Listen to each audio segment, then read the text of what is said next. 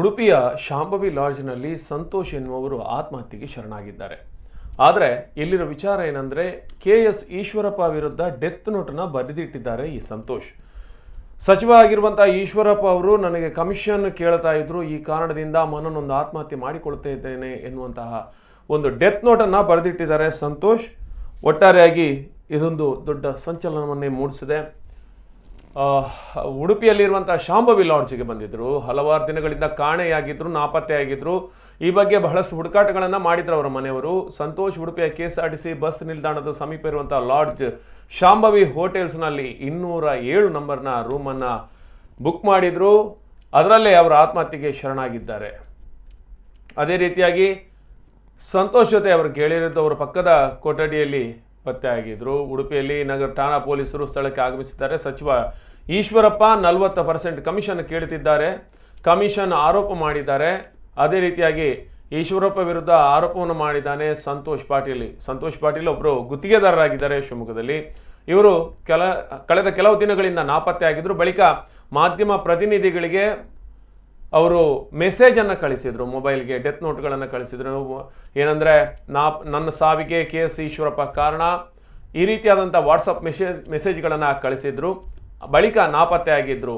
ಇದು ಸ್ವಲ್ಪ ದಿನಗಳಲ್ಲೇ ಇದೀಗ ಉಡುಪಿಯಲ್ಲಿ ಶಾಂಭವಿ ಲಾಡ್ಜ್ನಲ್ಲಿ ಗುತ್ತಿಗೆದಾರ ಸಂತೋಷ್ ಪಾಟೀಲ್ ಆತ್ಮಹತ್ಯೆ ಮಾಡಿಕೊಂಡಿದ್ದಾರೆ. ಪೊಲೀಸರು ಇದೀಗ ಶಾಂಭವಿ ಲಾಡ್ಜ್ಗೆ ದೌಡಾಯಿಸಿದ್ದಾರೆ, ಸಾಕಷ್ಟು ಪರಿಶೀಲನೆಯನ್ನು ನಡೆಸ್ತಾ ಇದ್ದಾರೆ.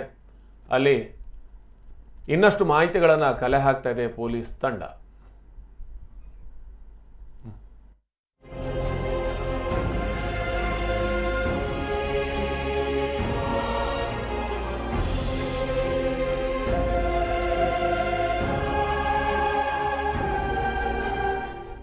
ಈ ಬಗ್ಗೆ ಹೆಚ್ಚಿನ ಮಾಹಿತಿಯನ್ನು ನೀಡ್ತಾ ಇದ್ದಾರೆ ನಮ್ಮ ಉಡುಪಿ ಪ್ರತಿನಿಧಿ ಪಲ್ವಿ ಸಂತೋಷ್. ಹಲೋ.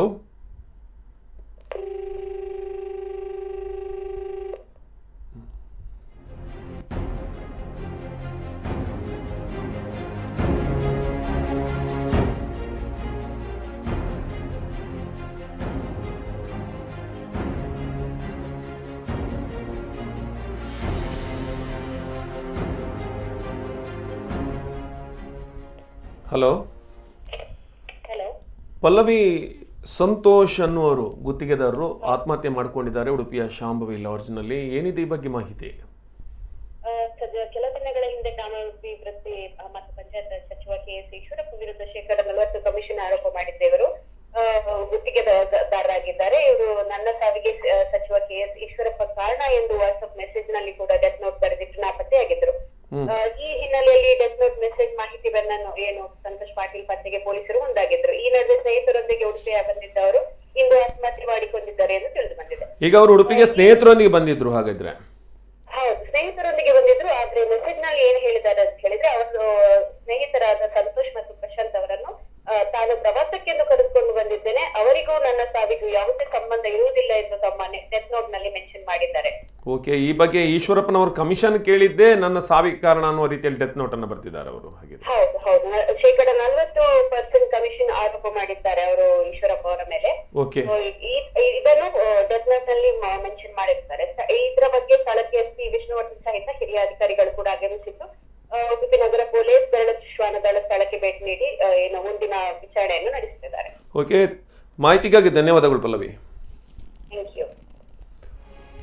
ಇದು ಒಟ್ಟಾರೆಯಾಗಿ ಉಡುಪಿಯಲ್ಲಿ ನಡೆದಂತಹ ಈ ಒಂದು ಆತ್ಮಹತ್ಯೆ ಬಹುಶಃ ರಾಜ್ಯದ ರಾಜಕೀಯದಲ್ಲಿ ಒಂದಷ್ಟು ತಲ್ಲಣಗಳನ್ನು ಉಂಟು ಮಾಡೋದು ಖಂಡಿತ ಅಂತ ಅನಿಸ್ತಾ ಇದೆ. ಯಾಕೆಂದರೆ ಈ ಹಿಂದೆ ಕಾಂಗ್ರೆಸ್ ಬಹಳಷ್ಟು ಬಾರಿ 40% ಕಮಿಷನ್ ಸರ್ಕಾರ ಅನ್ನೋದನ್ನು ಹೇಳ್ತಾ ಇತ್ತು. ಇದೀಗ ಸಂತೋಷ್ ಪಾಟೀಲ್ ಏನು ಅದನ್ನೇ ಸ್ಪಷ್ಟವಾಗಿ ತನ್ನ ಡೆತ್ ನೋಟ್ನಲ್ಲಿ ಉಲ್ಲೇಖ ಮಾಡಿದ್ದಾರೆ. ಒಟ್ಟಾರೆಯಾಗಿ BJP ಪಕ್ಷಕ್ಕೆ ಒಂದಷ್ಟು ಸಂಚಕಾರ ತರುವುದು ಗ್ಯಾರಂಟಿ ಅಂತ ಅನಿಸ್ತಾ ಇದೆ. ಯಾಕಂದರೆ ಈಶ್ವರಪ್ಪ ಅವರು ಕಮಿಷನ್ ಕೇಳಿರೋದ್ರಿಂದ ತಾನು ಆತ್ಮಹತ್ಯೆ ಮಾಡಿಕೊಳ್ತಾ ಇದ್ದೇನೆ ಅನ್ನುವಂಥ ವಿಚಾರವನ್ನು ಡೆತ್ ನೋಟ್ನಲ್ಲಿ ಸಂತೋಷ್ ಪಾಟೀಲ್ ಸ್ಪಷ್ಟವಾಗಿ ಉಲ್ಲೇಖಿಸಿದ್ದಾರೆ. ಅದರ ಜೊತೆಗೆ ಕಾಕತಾಳೀಯ ಎಂಬಂತೆ ಉಡುಪಿ ಮಂಗಳೂರು ಪ್ರವಾಸದಲ್ಲಿದ್ದಾರೆ CM. ಇದೀಗ CM ಅವರನ್ನ ಪ್ರಶ್ನೆ ಮಾಡಿದ್ದಾರೆ, ಅವರು ಏನು ಉತ್ತರ ಕೊಡ್ತಾರೆ